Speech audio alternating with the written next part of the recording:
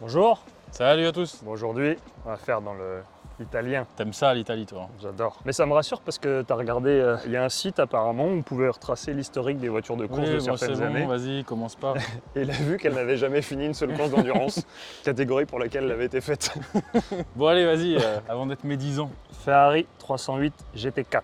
GT4 LM. LM, oui, parce que il y a eu la GT4 version route et la LM, c'est la version piste. Donc qui courait en endurance dans divers championnats dans les années 74, 73. Ouais, elle est sortie en 73 et ensuite voilà. C'est une réplique, mais c'est une réplique fidèle à l'original. Avant de parler de ce qu'on a fait, on va même montrer l'intérieur. Ouais, parce qu'ils ont vraiment passé du temps, ils ont fait un truc super joli. Ça fait toujours plaisir de bosser sur des caisses comme ça. Alors oui, elle n'a pas encore roulé. Mais voilà, ils ont mis les sièges d'époque qui étaient de cette couleur-là. Ils ont vraiment tout refait à l'identique. Bon, et elle s'appelait encore Dino. C'était une Dino 308 GT4. Je crois que le châssis est marqué Dino. Ouais, c'est gravé Dino là. Là ici on voit. Voilà. Dino. Donc V8, à la base, donc en transversal. C'est un 2,9 litres à la base. Alors à la base, je sais qu'il faisait 250 chevaux sur la voiture d'origine, 300 sur la voiture de course. Alors là, on ne sait pas qui c'est, mais il y a eu des très jolis collecteurs qui ont été faits. C'est pas de chez nous, mais c'est vraiment bien fait, c'est sympa. Des 4-2-1, donc du coup pour privilégier le couple. Alors forcément, il y en a 4 là, vu que c'est un V8, et il y en a 4 qu'on verra pas qui sont là-bas. Puisqu'il est en position transversale. Donc lui, la particularité, c'est que dans l'idée, il va être beaucoup plus long que celui-là.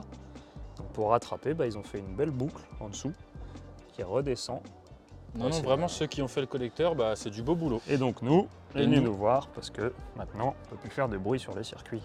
Voilà, donc elle était beaucoup trop bruyante avec la configuration de l'époque. Donc on a refait un système de silencieux en fait.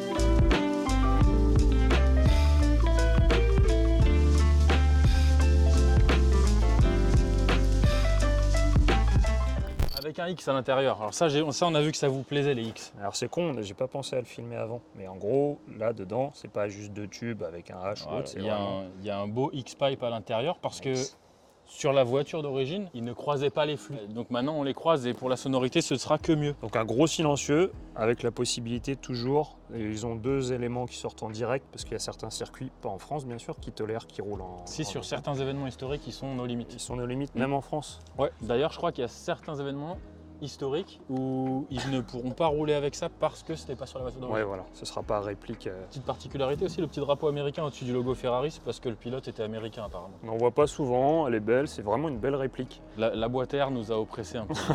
Alors la boîte air, c'est vraiment une boîte. Voilà. Avec de l'air qui arrive dedans. La boîte, ça nous tracasse, mais bon. Après, il y a les 6 papes et les tulipes dedans. Mais... C'était peut-être fait comme ça à l'époque, admettons. Mais voilà, très belle voiture. Alors ça sert à rien dans les commentaires de dire « Eh, la MG GT en fond, vous avez filmé ?» Oui, sur Insta, t'as la story et t'auras même la vidéo. C'est juste une suppression des katas secondaires. Le petit logo Dino aussi, t'as vu? Elle est pas siglée Ferrari. Le passage du radiateur devant. Ouais, c'est vrai qu'elle est siglée Dino. On découvre un peu en même temps que vous. Et ils ont remis... bon, c'est sûrement des marques qui n'existent même plus. Mais pour être vraiment fidèles à la réplique, ils ont remis tous les autocollants d'origine de cette voiture. Donc on leur souhaite beaucoup de courage et de chance et de bonheur dans leur petite saison. Ça devrait bien s'amuser. Ça fait à peu près 1 tonne. On n'a pas le chiffre exact. Mais Ouais, on a 300, à l'époque, 300 chevaux, 1000 kg. On lui demandera quand il vient la récupérer, s'il peut nous la démarrer parce qu'on n'a pas eu l'occasion de la démarrer encore. Ouais, et puis c'est des process de démarrage avec une pompe de gavage et après enclencher les pompes. Alors je préfère pas la noyer. On lui demandera.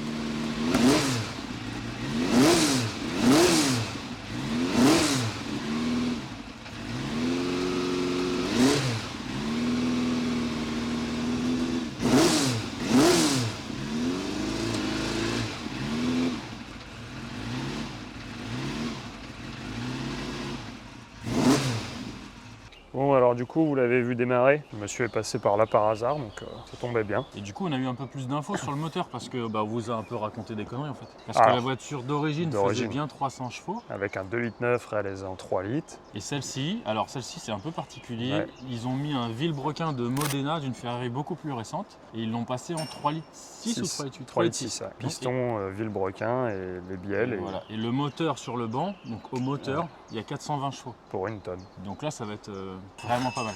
Papy, il va s'amuser là. Oui, bah comme vous l'avez vu, on lui a pas mis de bite, hein, il était pas trop fan. Non, on a évité.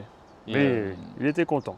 Et cette voiture, on pourra la voir rouler au, c'est quoi, 500 Ferrari contre le concert? Ouais, c'est ça. C'est à Dijon, je crois. Je dirais pas comme toi. C'est Dijon ou Vigan? Je crois que c'est Vigan. Ouais, Vigan. Écoutez, vous vérifierez. Vous allez voir sur internet, 500 Ferrari contre le concert. Et pour le coup, au niveau du son, puisque c'est un peu notre boulot quand même, on était plutôt content du résultat et client aussi, parce qu'il y a eu vraiment un vrai gap de franchi. Ça fait vraiment moins de bruit. C'est pas comparable. Là, il peut rouler à peu près partout, je pense. Ouais. Et on a eu aussi confirmation que sur les événements historiques, il ne pourra pas rouler avec cet échappement-là, parce qu'il faut la configuration d'origine, donc le truc qui arrache les tympans, quoi. Mais par contre, tous les autres roulages qu'il voudra faire au cours de l'année, il sera obligé de remonter ça. Bon, en gros, s'il prépare la voiture, qu'il casse un truc, qu'il veut l'essayer avant une course, faut qu'il ait un échappement qui fasse pas de bruit.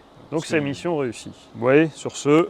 On espère que ça vous a plu. Voilà. Si vous avez des questions, des commentaires, toujours pareil, en bas, puis on va faire la racoleur. Si vous n'êtes pas content, dites-le aussi, parce que ça fait des commentaires, ça nous arrange. Voilà, c'est pour l'algorithme.